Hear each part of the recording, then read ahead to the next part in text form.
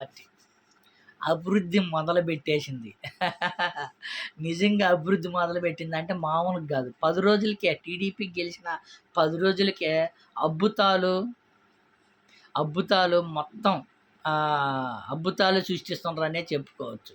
అద్భుతాలు సృష్టిస్తున్నారంటే పెద్ద పెద్ద కంపెనీలు తీసుకురావడం, జనాలకి ఏదైతే చెప్పారో చెప్పే విధంగా అమలు చేయడం, అలా కాదు. అలా కాదు అద్భుతాలు సృష్టించడం అంటే. టీడీపీ అద్భుతాలు సృష్టిస్తుందంటే ఏంటిదో తెలుసా?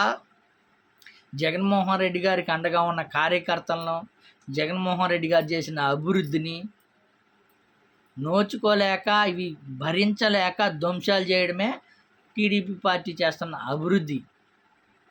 అవునా కాదు? ఇప్పుడు చేస్తుంది అదే కదా. ఏదైతే రెడ్ బుక్లో రాసుకున్నట్టు, లోకేష్ బాబు గారు చెప్పినట్టు రెడ్ బుక్లో రాసుకున్నట్టు ఆ రాసుకున్న అంశాలని అమలు చేస్తున్నారే తప్ప, ఏదైతే బాబు గారు, పవన్ కళ్యాణ్ గారు పెట్టిన మేనిఫెస్టోని అమలు చేసే పరిస్థితులు అయితే కనిపించడం. ఏది కనిపించలే. రెచ్చగొట్టడము, కొట్టడము, దాడులు చేయడము, దౌర్జన్యాలు చేయడము అదే పనిబాటుగా కనిపిస్తుంది తప్ప మరొకటి లేనే లేదు. మీ అంతు చూస్తాము, మా ప్రభుత్వం వచ్చిందనే విధంగా ఈరోజు టీడీపీ పార్టీ రెచ్చగొట్టిన తర్వాత దాడులు చేపించి రాష్ట్రాన్ని అధోగతి పట్టించాలనే పన్నాంగం పట్టారే తప్ప మరొకటి లేదు. అభివృద్ధి పక్కకు పెట్టు.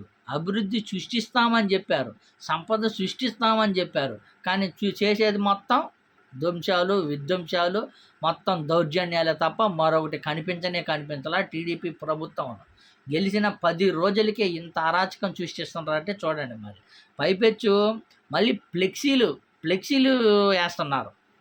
మా ప్రభుత్వం వచ్చింది, మీ అంతు చూస్తామని. ఈరోజు ఈరోజు జరిగిన విషయమే. గుంటూరులో ఒక ఫ్లెక్సీ వెలిసింది.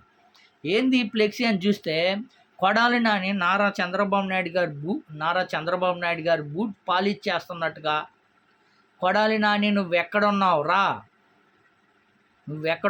రా, బయటికి రా, బాబు గారు బూట్ పాలిష్ చెయ్యాలి నువ్వు. గతంలో ఏదైతే టీడీపీ పార్టీ నారా చంద్రబాబు నాయుడు గారు కుప్పంలో గెలిస్తే బాబు గారు బూట్ పాలిష్ చేస్తానన్నావు కదా, నువ్వు రా, బయటికి రా, నువ్వు వచ్చావంటే నీ అంతు తేలుస్తాం అనే విధంగా టీడీపీ నాయకులు ఫ్లెక్సీలు వేసి రెచ్చగొట్టే విధంగా, దాడులు జరిగే విధంగా రెచ్చగొడుతున్నారంటే ఒకసారి ఆలోచించండి. టీడీపీ పార్టీ ఏ స్థాయిలో ఆంధ్రప్రదేశ్ని అభివృద్ధి చేయడానికి ముందుకు దూసుకెళ్తుందో ఒకసారి ఆలోచించండి రాష్ట్ర ప్రజలు.